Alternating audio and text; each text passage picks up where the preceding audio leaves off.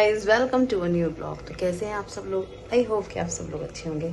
तो मैं यहाँ पे बना रही हूँ पराठा सम्राट के लिए।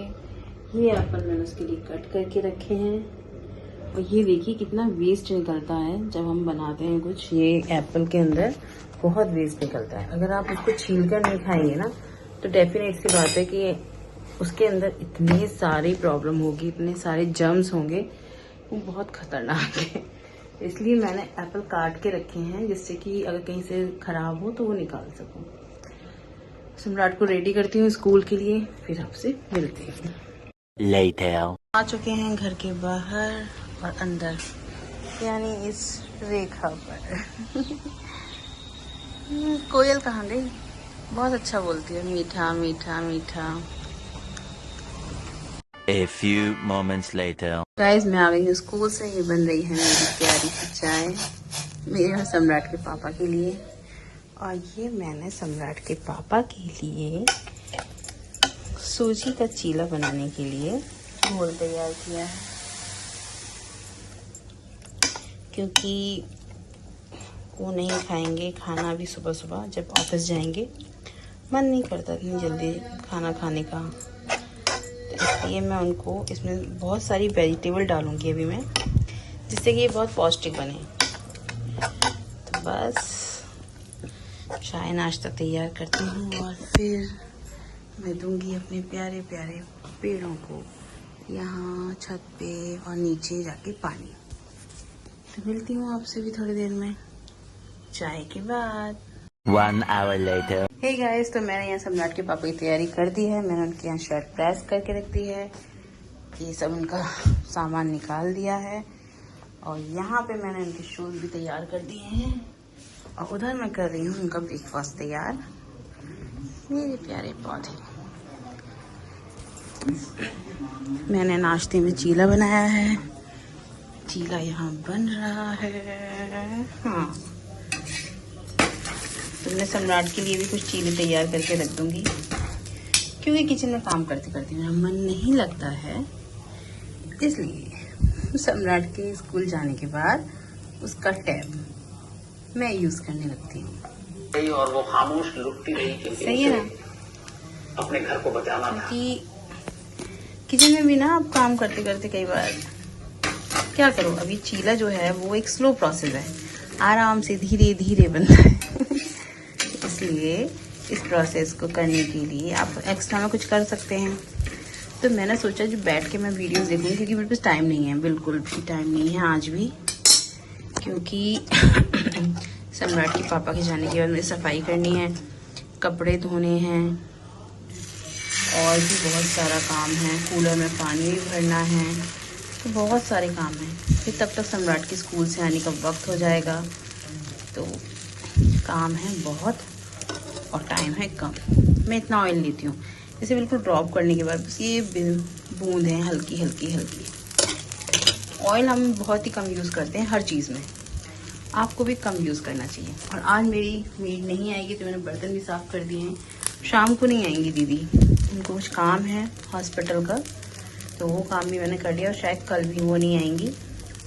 तो ये बन रहा है चीला। इसमें मैंने ऑनियन डाला है, ग्रीन चिली डाली है, टमाटर वगैरह तो डाल नहीं सकती क्योंकि उससे फ्लेवर खराब हो जाए, क्योंकि ऑलरेडी इसमें दही है, राई है, हींग है, तो खट्टापन वैसे ही आ जाता है।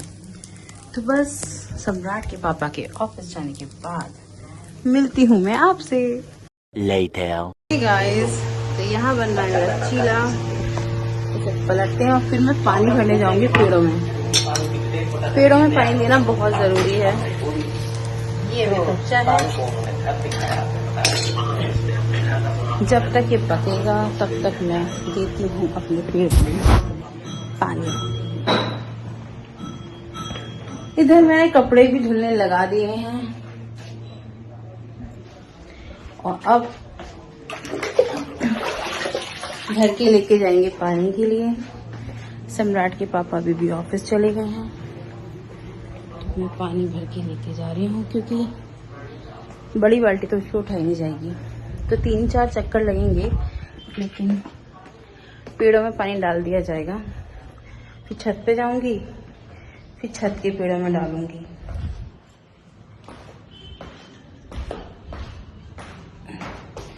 तो ये है मेरे वो पेड़, एक में तो मैं डाल गई और दूसरे में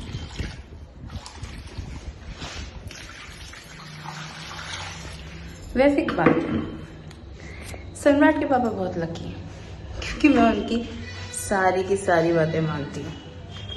हाँ, जब गुस्सा आता है, देखो गुस्सा वैसे मुझे आता नहीं है आसानी से, लेकिन अगर कभी कोई कैरेक्टर की बात हो या किसी से ज़्यादा उनके करीबी की बात हो, वाइफ हूँ, गुस्सा तो करूँगी, वो मेरा अधिकार है। शक, जिद तो वो तो हर पत्नी करती है ना, अगर वो करेगी नहीं तो उसे अपने पति से प्यार ही नहीं है। जहाँ प्यार होता है वहाँ लड़ाई होती है, नाराजगी होती है, सब कुछ होता है। तो करूंगी ये सब सफाइयाँ लेकिन अपने पति को छोड़ के तो नहीं जाती ना बीवी। 4 बाहर की लड़कियां जो ढंग से बेटी भी नहीं बन पाती हैं, वो एक स्त्री के ऊपर उंगली उठा लेती हैं कि तुम्हारा पति को तुम ध्यान से नहीं रख पाती। अरे भाई, पति को भी ना माँ बन के पालना पड़ता है, बहुत ख्याल रखना पड़ता है। गर्लफ्रेंड बनना एक शादीशुदा आदमी की बहुत आसान काम होता है। सज धज के बस उसके सामने नाचना ही तो होता है और उसके बदले वो तुम्हें पैसे देता है। लेकिन बीवी मालकिन होती है, मालकिन,